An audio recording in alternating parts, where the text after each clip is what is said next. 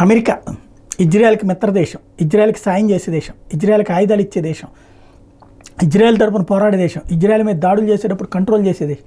అట్లాంటి America Israel ఏదో జరగబోతుందన్న భయం అయితే వచ్చేసింది. అందుకనే ఇది అక్టోబరు,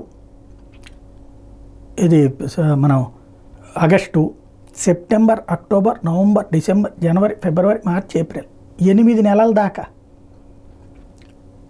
అంటే ఇప్పటికీ జరుగుతున్నటువంటి పరిస్థితులలో ఇజ్రాయెల్కి తమ విమాన సర్వీసులు నిలిపివేస్తే నిర్ణయం తీసుకుంది అమెరికా.